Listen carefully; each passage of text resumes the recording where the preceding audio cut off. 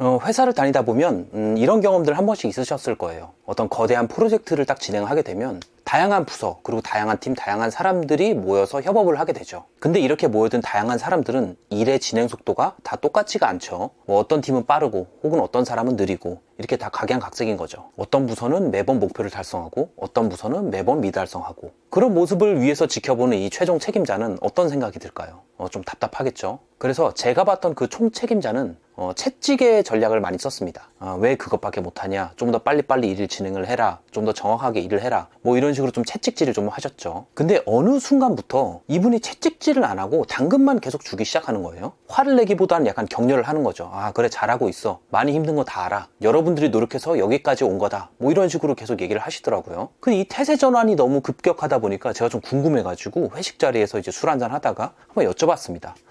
갑자기 많이 좀 유해지신 것 같습니다, 이렇게 얘기를 했더니 그 책임자분께서 이런 얘기를 하셨어요. 채찍과 당근을 써야 되는 때가 있다. 내가 좀 강하게 채찍질을 했을 때는 철저한 계획과 실행이 필요했었던 때이고, 지금은 격려와 응원이 필요한 때다 라는 말씀을 해주시더라고요. 그래서 이 이야기랑 관련해서 제가 얼마 전에 읽었던 글에서 낙관주의와 비관주의에 대한 내용이 있었는데, 그 내용과 약간 어느 정도 믹싱이 되더라고요. 그래서 낙관주의랑 비관주의, 이 두 가지 주의 중에 우리가 살아가는 데 있어서 어떤 주의가 더 유용할 거라고 생각하세요?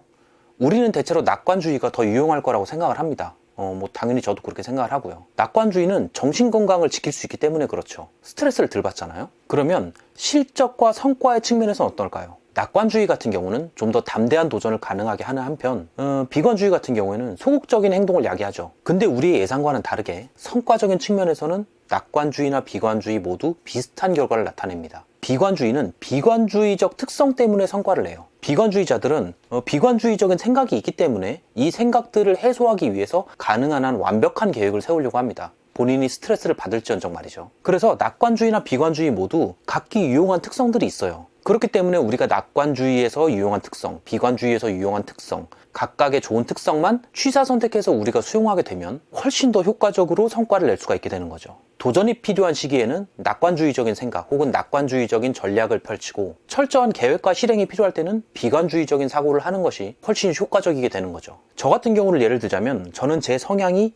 약간 비관주의에 가깝다는 걸 제 스스로가 인지를 하고 있기 때문에 많은 순간에 낙관주의적 사고를 적용하려고 노력을 합니다. 그게 어떨 때 그러냐면, 보통 내가 할 수 있는 걸 하고 나서 그 이후의 일은 크게 신경을 안 쓰려고 하는 게 그래요. 그 이후에는 그냥 낙관적으로 생각을 하려고 하는 거죠. 대체로 비관주의자들은 계획을 세우고 나서도 그 계획이 완전한지 아닌지에 대한 불안감이 있기 때문에 계속 재확인하려고 하는 특성이 있는데, 저는 그런 거를 없애려고 노력을 한다는 말인 거죠. 사람들은 보통 본인이 낙관주의자 혹은 비관주의자로 스스로 낙인을 찍으려는 생각들이 좀 있어요.